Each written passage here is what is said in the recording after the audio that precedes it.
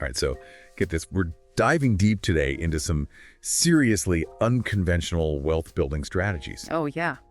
Yeah, we found this source, and it claims that this guy made more money in his 20s. Seriously? Yeah, than CEOs of huge companies like McDonald's, Ford, IKEA All of them? combined. Wow. Yeah, so That's a pretty bold claim, right? it is. Gotta wonder if there's actually any truth to that, or if it's all just hype, you know? Right. Like, is there anything we can learn from this? Yeah, exactly. So that's what we're going to find out. I'm ready. Let's do it. Okay, so the source is broken down into like these different business principles. Okay. So we're going to kind of like go through each one. Okay. The first one that really jumped out to me was this idea of value over cost. Interesting. So it's kind of like flipping the script on how we Yeah. normally think about business. Yeah, usually it's all about, cutting costs and getting that profit margin as high as possible. Right, exactly. And this is saying like, no, if you can deliver amazing value, a higher price is fine. Right. It's not about being cheap. It's about being worth it. Exactly. Yeah. And so to illustrate this point, the author talks about telling his dad about this event he was putting on for gym owners. Okay. And they were paying $42,000 per year to be part of this thing. $42,000. Yeah. And his dad was like, do they even know they're paying that much? That's a good question, though, right? Yeah. I mean, if people are willing to shell out that kind of money, they must be getting something pretty incredible in return. Exactly. Like, it has to be delivering massive value. For sure. So to break this whole value thing down even further, Okay. they introduced this thing called the value equation. Yeah, catchy. I know, right? So what is that? It's got 4 parts. Okay. The dream outcome, Okay. the perceived likelihood of achievement, the time delay, and the effort and sacrifice involved. So it's not just about the end result. It's about the whole journey the customer goes through. How likely are they to actually achieve what they want? How long will it take? How much work do they have to put in? That makes sense. So they give this example. Imagine someone wants to get in shape. Okay. Classic dream outcome. Right. Yeah. So that's their dream outcome. They want a fitter, healthier body. Okay. Now, let's say there are 2 programs. Right. One guarantees results in 6 weeks, but with intense daily workouts. Oof. That's a lot. Right. The other one's more relaxed, 30 minutes 3 times a week. Much more manageable. But it takes 6 months, and there's only like a moderate chance of seeing big changes. Oh, so there's a trade-off. Exactly. More effort, faster results versus less effort, but maybe not as much progress. They may be taking longer. Right. So even though the first program is tougher, the fact that it's faster and seems more likely to work could make it more valuable. Yeah, especially for someone who really values those things. Absolutely. I can see that. So this value equation, Yeah. it's not just some theoretical thing. No, I was just thinking that. It's a tool you can use to actually look at your own business. That's cool. So think about what you're offering. Like, what's the dream outcome for your customers? How can you make them more likely to succeed? Then can you make it faster or easier for them? Exactly. So you're increasing the perceived value without actually changing the product itself. Right. It's all about making it more appealing to your target audience. Smart. So that's one principle, value over cost. Okay, I'm taking notes. All right, and another one that really stood out was this fast cash conversion cycle. Okay, that sounds intriguing. So the author says he went from having $1,000 in his bank account to making $10 million in sales in just 1 year. Whoa. Yeah. That's the kind of growth every startup dreams of, right? Right. But how? He breaks it down into this simple formula. Okay, I'm listening. So imagine you spend $100 on ads to get 1 customer, Okay, and then that customer buys something from you for $250. so you've made your money back plus some. Exactly. You've recouped your investment, and you have profit to get another customer. And then that customer buys something, and you use that profit to get another customer. Right. It's like this snowball effect. It just keeps rolling and getting bigger. Right now, obviously, it's simplified. Yeah, in the real world, it's not always that straightforward. Of course. But the principle is solid. Right. The faster you can turn money into revenue, the faster you can grow. And you can reinvest that revenue to get even more customers. Exactly. It's like a cycle. And it makes sense when you think about those companies that have grown like crazy. Amazon, Netflix. Right. They're all about reinvesting profits to get more customers and create more content. And that's how they've gotten so huge. Exactly. So this fast cash conversion cycle, it's a key part of their success. For sure. All right. So let's move on to another concept. Okay. This was a little controversial. Oh. Yeah. It's the idea of being the most expensive in your market. Wait, what? Isn't the goal to be competitive with pricing? That's what we usually think, right? Yeah. But the author is saying, no, competing on price is a race to the bottom. Interesting. So what's the alternative?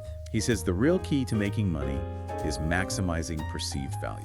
Oh, okay. I'm starting to see where this is going. So it's not about being cheap, it's about being so good that people are willing to pay a premium. Because they see the extra value. Exactly. That makes sense. So he gives some examples of how to do this, like offering guarantees. Oh, yeah, that's a good one. It reduces the risk for the customer. Yeah, you're basically saying, I'm so confident in this that I'm willing to give you your money back if you're not happy. Right. And that makes people feel more secure about spending more. Definitely. Another example is done-for-you services. Oh, yeah. People love convenience. Right. I know I do. Like if you can take care of something that's complicated or time-consuming for your customer, they'll happily pay more. Yeah, it's all about making their lives easier. Exactly. And then there's the speed factor. Speed. Yeah. Like in today's world, everyone's busy. They want things fast. True time is precious. So if you can deliver results faster than anyone else, that's a huge selling point. Yeah, I definitely pay more for that. Like think about overnight shipping or same-day delivery. People love that even if it costs a little extra. Right. It's all about understanding what your customers value and then giving it to them. And charging accordingly. Exactly. So this whole being the most expensive thing, it's not about being greedy. It's about being the best. It's about delivering so much value that the price is justified. Right. I like it. And the author says that by doing this, he increased his profits by 31 times. 31 times. It's crazy, right? That's not just a little boost, that's a total game changer.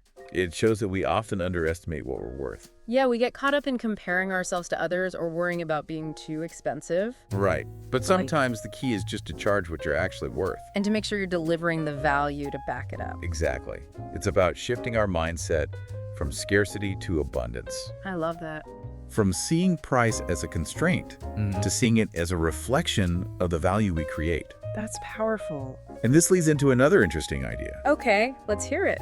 Viewing customers as assets. Instead of just transactions. Exactly. I like that. So instead of just trying to make a sale, You're building relationships. long-term relationships that keep generating revenue. You're investing in those customers. When they're investing in you. Right, it's a win-win. Exactly. So how does this actually work in practice? So let's say it costs you $900 to get a new customer. Okay.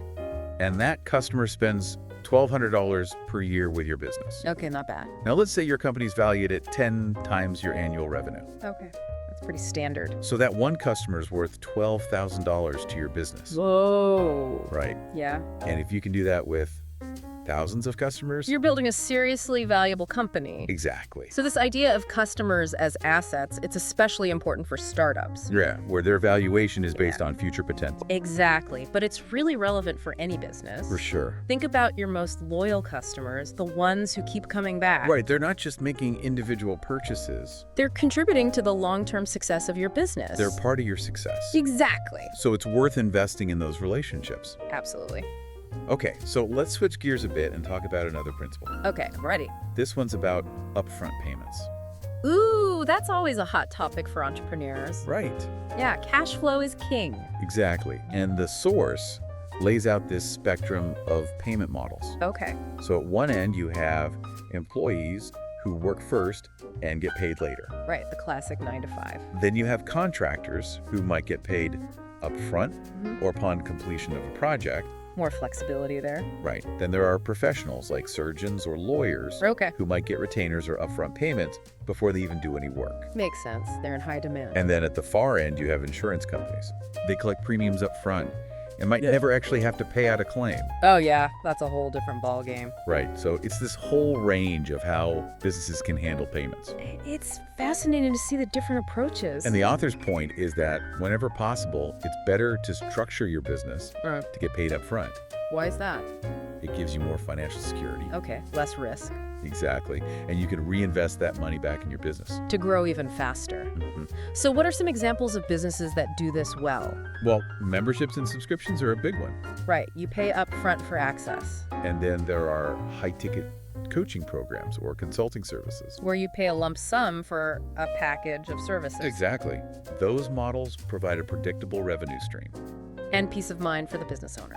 For sure. Now, I know not every business can do upfront payments, Yeah, it depends on the industry and the type of service. but there might be creative ways to incorporate the principle. Like what? Maybe offer a discount for an annual subscription instead of monthly. That's a good idea. Or create packages that encourage people to pay for more upfront. Makes sense. Incentivize those upfront payments. That's right. It's all about finding what works for you and your customers. And making sure it benefits both sides. Exactly. Oh. Okay, before we wrap up this part of our deep dive, Okay. there's one more principle I want to touch on. All right, bring it on. It's about customer retention. Oh, yeah, that's a big one. The author is basically saying that acquiring customers is important. Of course, you need new customers to grow. But the real wealth is built by keeping those customers coming back. It's cheaper to keep a customer than to get a new one. Exactly. So how do you do that? He uses this analogy. Imagine two businesses both get 100 new customers. Okay, I'm following. Business A has a high churn rate, so they're constantly losing customers as fast as they get them. They're on a treadmill going nowhere. Right, but Business B focuses on retention. They invest in their customers and keep them happy. So they're building loyalty? Exactly. Even though both businesses started with the same number of customers over time, Business B will grow much faster. Because they're keeping more of their customers. And those customers are spending more money over time. It's the compounding effect. Right. So who's a good example of a company that does this well? He talks about Starbucks. Starbucks. Yeah, they estimate that the lifetime value of one of their customers is $114,000. Wow, that's a lot of lattes. Right. It shows the power of building a brand that people love and trust. It's not just about selling coffee, it's about creating an experience. Exactly. So it's not just about getting new customers, it's about keeping the ones you have. And making them love you. That's the key to long-term success. For sure. So we've covered a lot of ground in this first part. We have We've talked about value over cost fast cash conversion cycle, being the most expensive, customers as assets, upfront payments, and customer retention. all pretty unconventional ideas. Yeah, but they make you think. That's the point, right? To challenge the way we normally think about business. Absolutely. I'm excited to see what else this source has to offer. Me too. Stay tuned for part 2, where we'll dive even deeper into these strategies. Can't wait. All right. See you then. Okay, we're back, and I'm still thinking about this whole be the most expensive thing. It's definitely a head scratcher at first. Right. Like, it goes against everything we've been taught about business. I think the key here is to remember that we're not just talking about price, we're talking about value. Right. It's not about being overpriced, it's about being so good that a higher price is justified. Exactly. Like, people should see that price and think, yeah, that makes sense. Because the value is so obvious. Yeah. So how do you actually do that? How do you become the most expensive and still have people lining up to buy from you? Well, the author gives some really interesting strategies, and one of the most powerful ones is offering guarantees. Yearnies? Yeah, think about it. Would you be more likely to buy something if you knew you could get your money back if you weren't happy? Yeah, probably. A guarantee shows that you're confident in what you're selling. It takes the risk away from the customer. Exactly. It's Yeah. like saying, I'm so sure you're going to love this that I'm willing to put my money where my mouth is. And that makes people feel more comfortable spending more. Absolutely. So another strategy he talks about is creating done-for-you services. Oh, yeah. This is a big one. People are busy. They don't want to have to figure everything out themselves. Convenience is king. Right. I mean, I'd pay good money to have someone else handle all the annoying stuff in my life. So if you can take those pain points away from your customers and just do it all for them, They'll be happy to pay a premium. especially if it saves them time and stress. Exactly. It's all about understanding your customers' needs and then exceeding their expectations. And then another thing he mentions is speed. Skied. Yeah, like Yeah. delivering results faster than anyone else. Oh, yeah. In today's world, everyone wants things fast. Right. I mean, who has time to wait around? So if you can offer that speed and efficiency, it Yeah. can be a huge differentiator. And justify a higher price. Exactly. Think about it. People pay extra for overnight shipping or same-day delivery. Because time is money. Exactly. Yeah. So being the most expensive, it's not about being greedy or exploiting people. It's about being the best at what you do. And then charging accordingly. Right. It's about providing so much value that the price becomes irrelevant. And the author claims that by doing this, by focusing on maximizing value and charging a premium price, he increased his profits by 31 times. 30 41 times. Yeah. That's insane. It's a complete transformation. It shows that we often limit ourselves with our pricing. We're afraid to charge what we're really worth. But sometimes the key to success is just having the confidence to believe in yourself and your value. And to not be afraid to ask for what you deserve.